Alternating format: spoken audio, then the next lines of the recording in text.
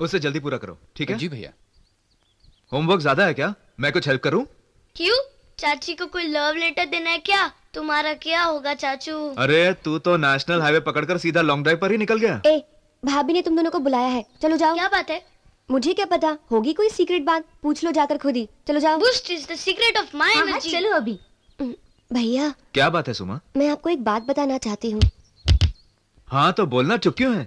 वो है ना, समाचार में बताया था कि तूफान आने वाला है। चल बात को मत घुमा और सीधा मतलब की बात कर। दरअसल क्या? दरअसल नहीं बोलेगी तो मैं बोल देता हूँ।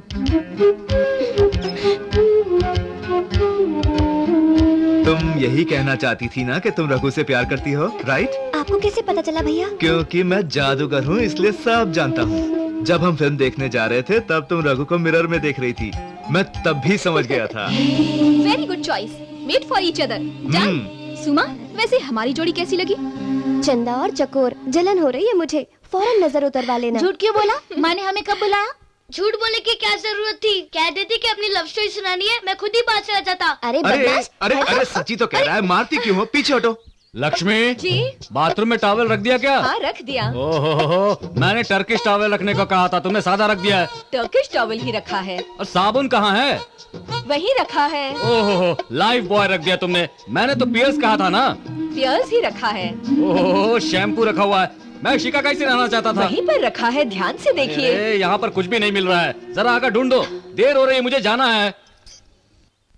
सब रखा तो है। अरे क्या कर तुम रहे हो? शर्मा क्यों रही हो? कल की पप्पी बाकी थी ना। अच्छा जानती हो मैंने तुम्हें यहाँ क्यों बुलाया है? कल सबके सामने तुम्हें डांटा था ना, तो आज अकेले में तुमसे माफी मांगना चाहता था। बस भी कीजिए। पकड़े गए ना भैया, बाथरूम में घुसकर क्या कर रहे हो आप लोग? अरे फिर से वो पप्पी वाला शॉट। इमरान हाशमी भी आपको देखकर शर्मा जाएगा। देख राम, फंसे हुओं की इतनी खिंचाई नहीं करते। हाँ, हम फंस गए थे तो आपने रहम किया था। आपके लिए अलग कानून और हमारे लिए अलग। अरे ऐसे खड़े रहो, क्या सॉलिड पोज दिया यार। चलो भागो सब यहाँ से। प्रणाम मालिक। प्रणाम नारायण, सुबह सुबह कैसे आए? मेरी बेटी की शादी के लिए पंडित जी ने आज ही का मुहूर्त बताया है। अगर आप अपने शुभ हाथों से हमें मंगलसूत्र दे दें तो मेरी बेटी भी आपकी बिटिया रानी जैसी भाग्यशाली बन जाएगी मालिक। अरे क्यों नहीं, आपकी बेटी भी हमारी बेटी जैसी है। लक्ष्मी, जाओ बिटिया के लिए मंगलसूत्र ले आओ।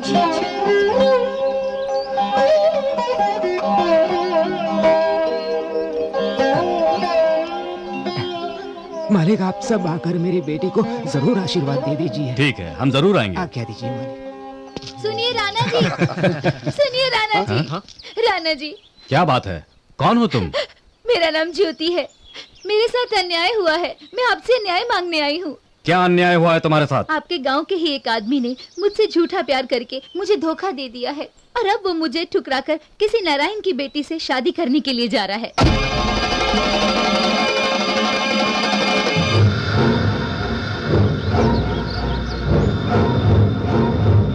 कौन है वो, मुझे बताओ। अपने सुतार सूरज भान का बेटा रमेश। जाओ उसे फौरन मेरे सामने लेकर आओ।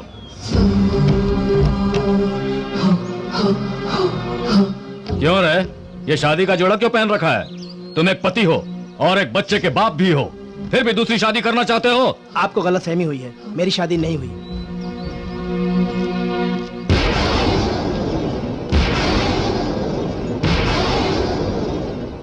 अब बोलो, क्या तुमने इससे प्यार किया था और शादी करने का वादा भी किया था? जी किया था।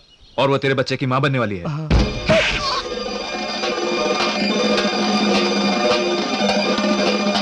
हे, अगर तू इस लड़की को छोड़ देगा तो जानता है इसके बच्चे को लोग क्या कहेंगे? रखेल और हराम की औलाद कहेंगे, जलील इंसान। डाल इस लड़की के गले में मंगलसूत्र। राणा जी, इसने मुझे अपने प्यार के बारे में नहीं बताया। ये बात छुपाकर इसने बहुत बड़ी गलती की। अगर ये इससे शादी करेगा तो नारायण की बेटी का क्या होगा, आप ही बताइए। नारायण की बेटी की फिक्र तुम मत करो। उसकी मांग में अभी तक सिंदूर नहीं भरा है, वो सर उठा के जी सकती है। लेकिन इसकी मांग में अगर सिंदूर नहीं भरा तो ये जिंदगी भर कभी सर नहीं उठा पाएगी। ए, चल मंगलसूत्र पहना इसे। कामकाज सारा हो चुका है। ठीक है, आप उधर का देख लेना। हाँ, नमस्कार। नमस्कार। देखो बेटी, मर्दों की बातें बड़ी मीठी होती हैं। उन पर भरोसा करके अपना सब कुछ लुटाने वालों को समाज में सर उठाने की जगह नहीं मिलती। राम, तुम जाओ और नारायण को समझा बुझाकर यहाँ लेकर के आओ। ठीक है भैया। नारायण चाचा, अब ना शादी होगी ना ही दूल्हा आएगा। राणा जी ने दूल्हे की शादी किसी और से करवा दी।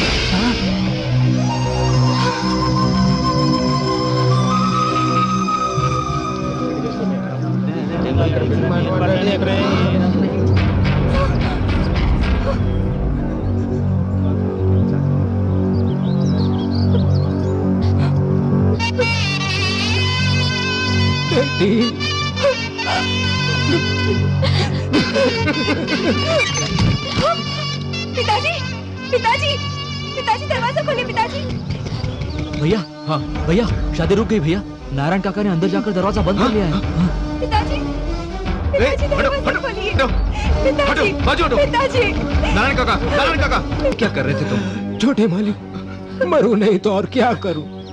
आपके भैया की मेहरबानी से दूल्हे ने दूसरी लड़की से शादी कर ली है। अब मेरी बेटी का क्या होगा छोटे मालिक? आखिरी वक्त में शादी रुक गई, मैं गांव वालों को क्या मुंह दिखाऊंगा छोटे मालिक?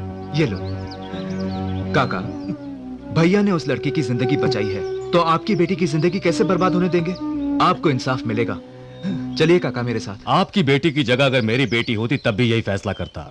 हमारी वजह से कभी कोई लड़की बेघर ना हो, किसी का बच्चा अनाथ ना हो, यही सोचकर इसकी शादी कराई। तुम फिक्र मत करो, तुम्हारी बेटी की शादी आज होनी थी तो आज ही होगी। कुमार जी भैया।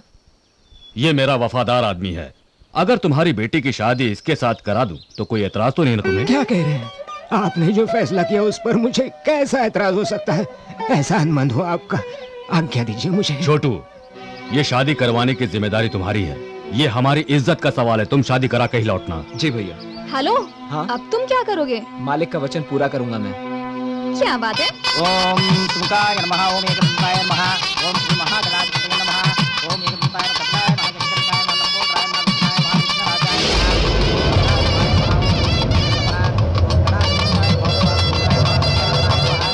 विष्णुराय नमः, अन्नपूर्वजाय नमः।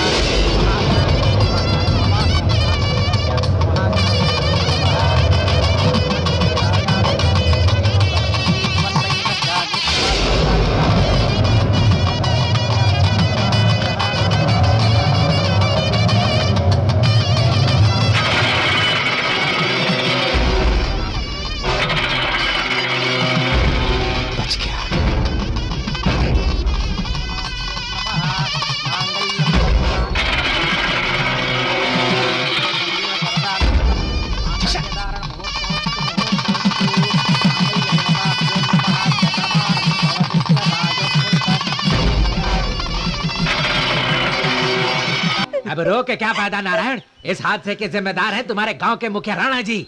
इसकी शादी एक गुंडे से तय करा के ही इसकी जिंदगी बर्बाद कर दी। अगर भगवान ने हमारे नसीब में यही लिखा है तो राणा जी क्या करेंगे?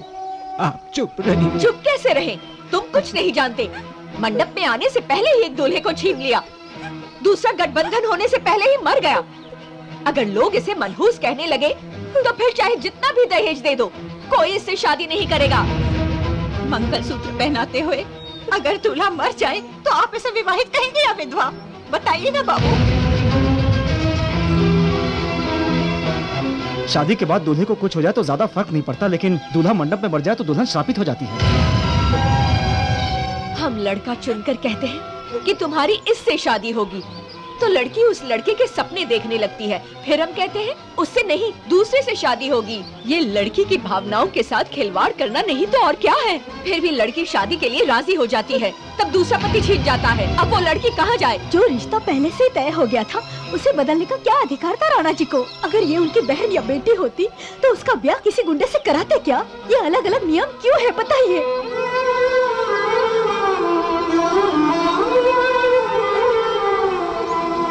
राणा जी, छोटे भैया पर हुए हमले में कुमार मारा गया।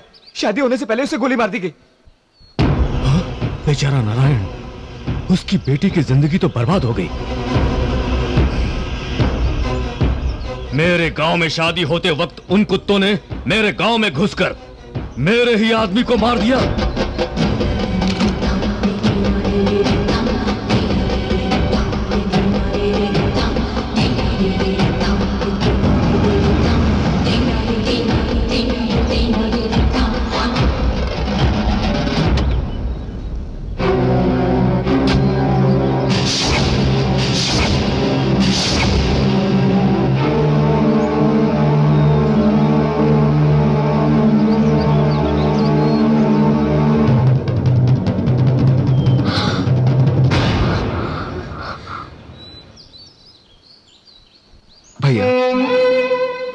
तुमने बहुत अच्छा किया मेरे भाई।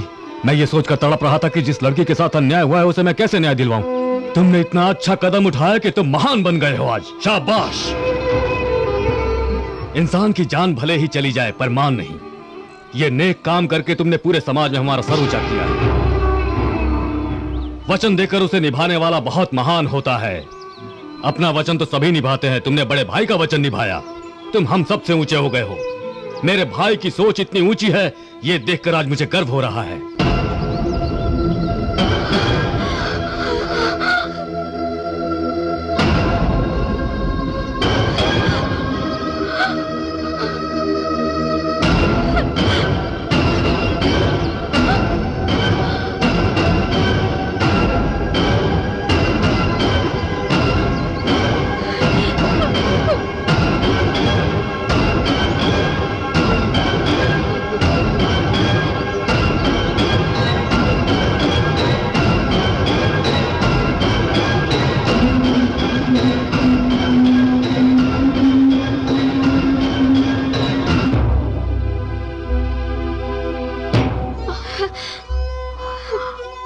बाहर खड़े रहेंगे तो नजर लग जाएगी दीदी। उनकी आरती उतार कर अंदर ले आइए।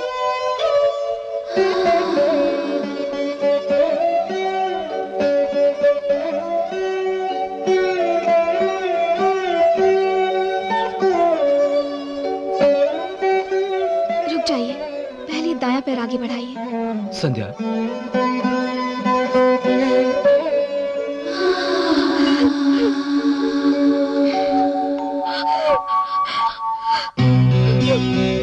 संध्या, मेरी बात तो सुनो।